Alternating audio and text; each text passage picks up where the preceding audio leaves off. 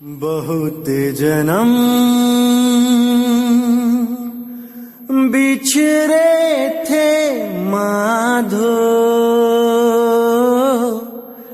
एह जन्म तुम्हारे लेखे, एह जन्म तुम्हारे लेखे। बहुत जन्म बिछड़े थे माधो, एह जन्म तुम्हारे लेखे, एह जन्म तुम्हारे लेखे। बहुत जन्म बिछुरे थे माधो, एह जन्म तुम्हारे लेखे, एह जन्म तुम्हारे लेखे। कहे रविदास आस लग जीवों, चिर भयो दर्शन देखे। बहुत जन्म बिछड़े थे माधो, एह जन्म तुम्हारे लेखे, एह जन्म तुम्हारे लेखे। नमस्कार मेरे प्यारे भाइयों, मेरे परमात्मा के प्यारे जीव हंसों। मैं परमपिता परमात्मा से यही अरदास करता हूं कि आप सब मेरे भाइयों का विवेक पहले से ज्यादा और ज्यादा से ज्यादा बढ़ता ही जाए, और ऐसी कोई दुविधा ना रहे जो आपके मन में 1% भी घर कर पाए। क्योंकि अगर किसी भी प्रकार की दुविधा आपके मन में है तो आप भक्ति कर ही नहीं सकते, क्योंकि भक्ति करने के लिए पूरा विश्वास चाहिए होता है। और पूरा विश्वास कैसे पैदा होता है? सत्य असत्य का निर्णय करने पर। जब आप सत्य और असत्य का निर्णय करना सीख जाते हो, फिर जो अंदर से शक्ति पैदा होती है उसको विश्वास कहते हैं, उसको परख कहते हैं। जैसे आप मार्केट में कुछ खरीदने जाते हो, कोई सब्जी या फल, जब आप उसको अच्छी तरह परख लेते हो तो ऑटोमेटिकली अपने आप विश्वास बन जाता है कि यही सामान मैंने घर लेके जाना है। परखने के बाद कोई संदेह नहीं रह जाता कि ये सही है कि नहीं है। वो देख लिया है आपने, परख लिया है। अब केवल उस विश्वास पे टिकना है और सत भक्ति करनी है। क्योंकि मेरे भाइयों, 2020 बहुत प्राइम टाइम है। इस 2020 में ऐसे ऐसे लोग आपके सामने आएंगे जो आपको पूरा भ्रमित करने की कोशिश करेंगे, जो वाणियों को घुमा फिरा के गलत अर्थ करके आपको दोबारा से भ्रम जाल में डालने की कोशिश करेंगे। ऐसे बहुत से आएंगे अभी, लेकिन आपने विवेक के द्वारा उनका सामना करना है। हर चीज को समझते जाना है और उनको भी समझाना है। जो आपको भ्रमित करने आ रहे हैं उनको आप समझाओ, उनको सही रास्ता दिखाओ, तब बात बनेगी। ना कि खुद ही भ्रमित हो जाओ। अरे बहुत हो लिए, अब नहीं, अब नहीं, अब नहीं होना है। अब तो सच्चा रास्ता मिल गया है, अब इस पे टिक के चलना है। और मंजिल जब भी मिले मंजूर करना है। यह सोच के नहीं आना है कि मुझे 1 महीने में मिल जाए, मुझे 2 महीने में, 5 महीने में, 1 साल में मिल जाए, 2 साल में मिल जाए। अरे ये तो उसकी दया होती है, आपकी लगन होती है। एक गिटार सीखने कोई जब टीचर के पास जाता है और पूछता है कि महाराज मैं कब सीख लूंगा, तो वो कोई लिख के स्टैम्प पेपर पे साइन करके नहीं देता है। कि तुम्हें 3 महीने में मैं सिखा ही दूंगा। अरे ये तो तुम्हारी लगन है, ये तुम्हारा विश्वास है, ये तुम्हारा संस्कार है पूर्व जन्मों का कि तुम कितने समय में उसको प्राप्त कर पाते हो, इस जन्म में प्राप्त कर पाते हो भी कि नहीं, यह भी तुम्हारे पूर्व संस्कारों पर निर्भर करता है, उस मालिक की दया पर निर्भर करता है, तुम्हारी अरदास पर निर्भर करता है। क्या पता तुम नाम लेके सारा दिन दुनियावी चीजों की कामना करते हो, क्या पता तुम नाम लेके सारा दिन तुम्हारा मन भटकता रहता है इधर उधर। यह सब मैटर करता है भक्ति में मेरे भाइयों, सब मैटर करता है, क्योंकि यह सुरत शब्द योग है। आपकी सुरत ही नहीं टिक रही है, भटका रहे हो इसको, तो कैसे शब्द मिलेगा। शब्द का भेद मिल जाना अलग बात होती है और शब्द प्रकट हो जाना यह अलग बात होती है। इसीलिए परमात्मा पे भरोसा रख के सिमरन करते रहना चाहिए। जब पता चल ही गया कि दिल्ली से अंबाला की रोड ये सामने दिखाई दे रही है, तो जल्दी क्या और देरी क्या। अरे ये रोड जा रही है वहां पे, इतना ही बहुत है चलने के लिए। धीरे चलोगे धीरे पहुंचोगे, जल्दी चलोगे जल्दी पहुंचोगे। इसमें किसी का क्या दोष निकाल रहे हो भाई, इसमें किसी का कोई दोष नहीं है। रास्ता बता दिया गया है, चलना आपने है। आज पहुंचो, कल पहुंचो, परसों पहुंचो, वो आपके ऊपर डिपेंड करता है, वो आपके ऊपर निर्भर करता है, आपकी साधना के ऊपर निर्भर करता है, आपकी भटकती हुई सुरत के ऊपर निर्भर करता है कि कितने समय में आप उसको प्राप्त करोगे। ये आपके ऊपर निर्भर करता है और उसकी दया के ऊपर निर्भर करता है। तो मेरे भाइयों, आज का जो सत्संग है वो किसी वाणी पे नहीं है। आज का सत्संग उन भाइयों के लिए है जो सब कुछ समझने के बाद भी केवल एक पॉइंट पे आके अटक गए हैं कि कबीर साहिब और धर्मदास जी की बात तो बहुत साल पहले हुई थी, जब उन्होंने बोला कि मैं 7 दिन कालिंजर में रुक के आया हूं, और मदन साहिब तो कालिंजर में बहुत सालों के बाद गए थे, तो ये मेल कैसे हो सकता है। इस पॉइंट के ऊपर बहुत से लोग विचलित हो गए कि ऐसा कैसे हो सकता है। तो भाइयों, मैंने ये पहले ही बता दिया था, 137 नंबर आप सत्संग सुनेंगे, उसमें मैंने खुलासा किया था कि ऐसा कोड क्यों लगाया गया। ये वाणियों में कोड लगे होते हैं। मैंने खुलासा किया था कि ये कोड इसलिए लगाया गया है ताकि काल के दूत इस ग्रंथ में मिलावट ना कर दें, इस वाणी के साथ, इस कालिंजर के साथ हेर फेर ना कर दें, इन 7 दिनों के साथ कोई हेर फेर ना कर दें। क्योंकि जैसे मैंने प्रमाण दिया था कि पहला पंथ कहीं पे नारायण दास लिख दिया, कहीं पे जागू दास लिख दिया, ऐसे ही ये लोगों ने वाणियों में मिलावट करी। लेकिन यहां पर ये जो कोड लगाया गया है, भविष्य काल की बात यानी जो होने वाली है उसको भूतकाल में प्रदर्शित किया गया है। जो 7 दिन कई सालों के बाद आने थे, वो 7 दिन भूतकाल में लिखवा दिए गए कि हे धर्मदास लिखो कि आप 7 दिन कहां होके आए।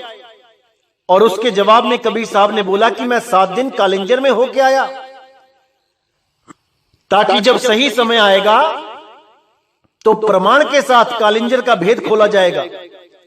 क्योंकि बहुत से काल के दूत कालिंजर के नाम से भ्रमित करेंगे लोगों को कि वो रामदूत मदन साहिब ही हैं जो कालिंजर में थे।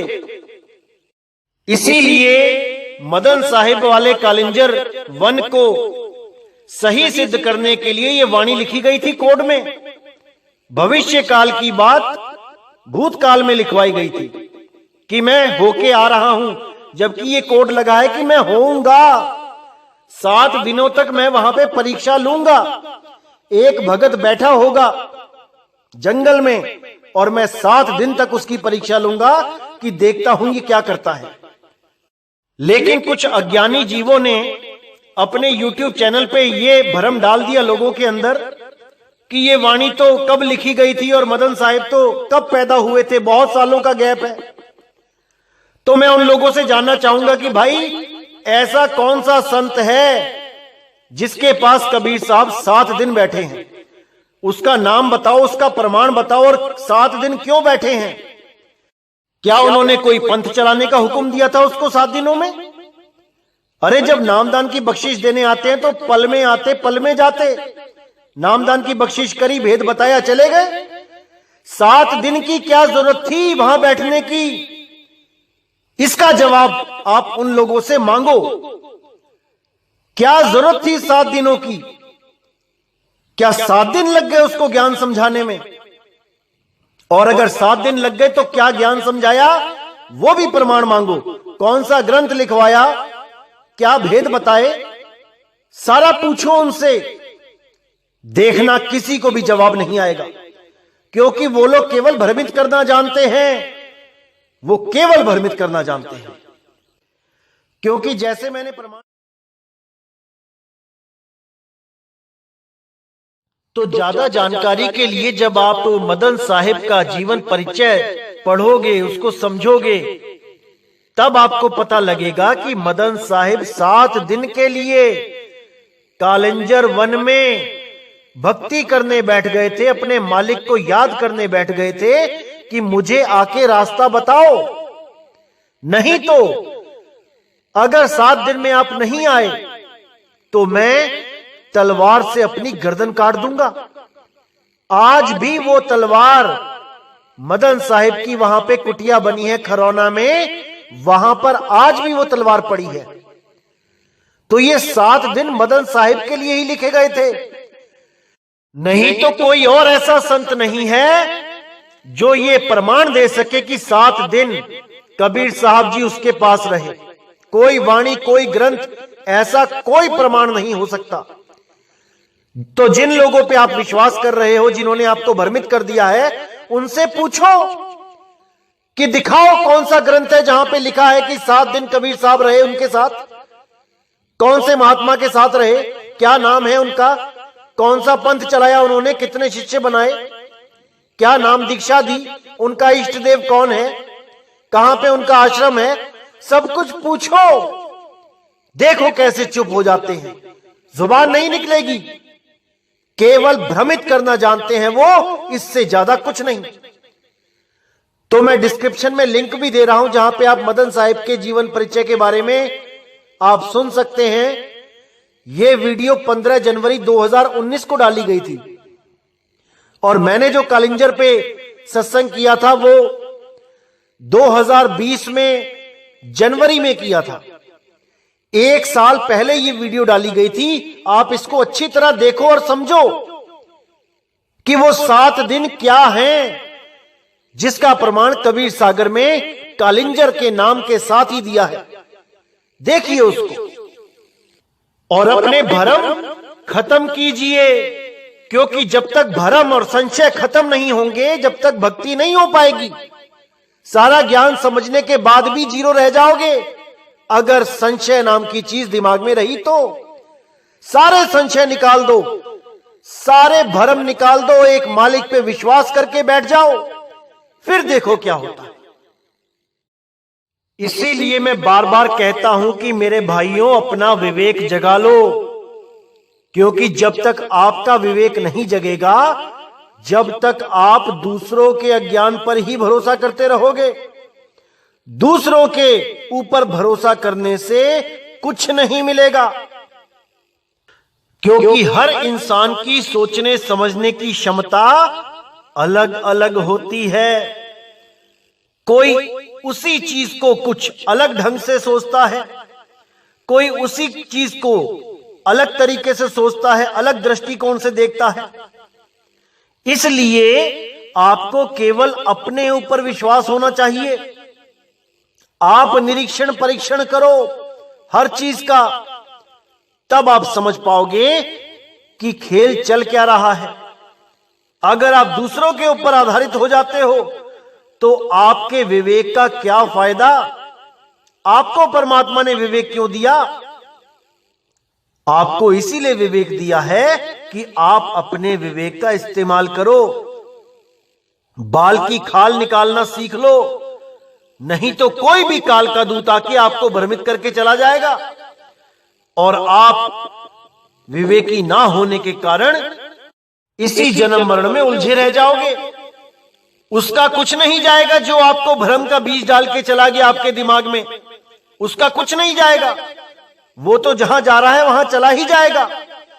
लेकिन आप इतना ज्ञान समझने के बाद भी अगर केवल एक पॉइंट पे रुक जाते हो तो सच में आप नहीं समझ पा रहे हो कि कितना बड़ा नुकसान करने जा रहे हो आप अपना, बहुत बड़ा नुकसान, जिसकी भरपाई आपको जन्मों जन्म तक चुकानी पड़ेगी। इसीलिए मैं कह रहा हूं पूरा विवेक लगा दो, हर चीज को समझ जाओ। इतनी वाणियां प्रमाणित कर दी हैं कि अब कुछ बचा ही नहीं है। अगर अभी भी नहीं समझ पाओगे तो कभी नहीं समझ पाओगे। परमात्मा ने बहुत बड़ा मौका दिया है आप सब भाइयों को। ये सत्य उजागर जो हो चुका है, ये बहुत बड़े भाग हैं आपके जो आप इस सत्य को सुन रहे हो। नहीं तो युगों युगों से अज्ञान को ही सत्य मान के बैठे थे। इतने नाम जपे होंगे आपने सतयुग में, द्वापर में, त्रेता में, क्यों बैठे हो यहां पे फिर आप? इसका मतलब जो भी नाम जपे हैं वो असत्य थे, सतनाम नहीं था। पता नहीं कितने युग ओम का जाप करते रहे, कितने युग सोहंग का जाप करते रहे, कितने युग ओम सोहंग जपते रहे, कितने युग ज्योति निरंजन ओंकार आरंकार सोहंग सतनाम जपते रहे, सतपुरुष अकाल मूर्त शब्द रूपी राम जपते रहे, ओम तत्सत करते रहे, हरे कृष्णा हरे राम करते रहे। लेकिन आज भी यहीं बैठे हैं। इसका मतलब उन नामों से हमें कोई लाभ नहीं हुआ। यहीं के यहीं बैठे हैं आज भी। तो इसलिए मेरे भाइयों, अगर इस बार निकलना है तो अच्छी तरह इस ज्ञान को समझ लो, नहीं तो जहां पे आप हो वहीं रहो। किसी को कोई फर्क नहीं पड़ता। फर्क तो आपको पड़ेगा जब अंत समय आएगा, तब समझ में आएगा कि क्या करना था और क्या करते रहे। तो इसीलिए मैं कहता हूं समय मत गवाओ, अभी पूरा विवेक लगा दो, हर चीज को अच्छी तरह समझ लो। आपका कोई मैं दुश्मन नहीं हूं, आपकी भलाई ही चाहता हूं। इसीलिए आपको मैं पूर्ण विवेकी बनाना चाहता हूं और कुछ नहीं। तो ये जो सत्संग मैं आज कर रहा हूं, ये केवल उन लोगों के लिए है जो लोग इन तारीखों में उलझे पड़े थे कि कबीर साहब और धर्मदास जी की बात तो कब हुई थी और मदन साहिब कब पैदा हुए, इतना बड़ा गैप है बीच में।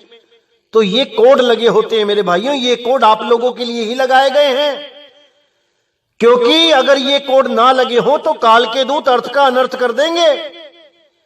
लेकिन आपको हर चीज सही समय पे पहुंचे, इसलिए इनमें कोड लगाए जाते हैं और सही समय आने पर ही कोड खोले जाते हैं। तो अब समय आ चुका है, हर कोड खोल दिया जाएगा, लेकिन आप उन चीजों को समझने की कोशिश करो, क्योंकि कोड आप लोगों के लिए खोले जा रहे हैं, अपने लिए नहीं खोल रहा हूं मैं। मुझे तो पता है क्या चीज चाहिए थी और क्या मिली है, ये आपकी भलाई के लिए खोले जा रहे हैं। तो पूरा विचार करना है मेरे भाइयों, बिल्कुल भ्रमित नहीं होना है और सत्संग को अच्छी तरह सुनना है, समझना है। एक नंबर से स्टार्ट करो, धीरे धीरे धीरे ऊपर की तरफ आते चले जाओ, हर चीज समझ में आने लग जाएगी। ऐसा कुछ नहीं बचेगा जो नहीं समझ में आएगा, लेकिन विवेक को जगा के रखो, तब समझ में आएगा। तो इसी के साथ आज का सत्संग समाप्त करता हूं और बहुत जल्दी अगला सत्संग भी आएगा, जिससे आपके सारे अज्ञान के जितने पर्दे हैं ये सब खुल जाएंगे। ज्ञान कपाट एकदम ऐसा खुलेगा कि फिर कोई काल का दूत आपको भ्रमित नहीं कर पाएगा। इसी के साथ मुझे विदा कीजिए मेरे भाइयों।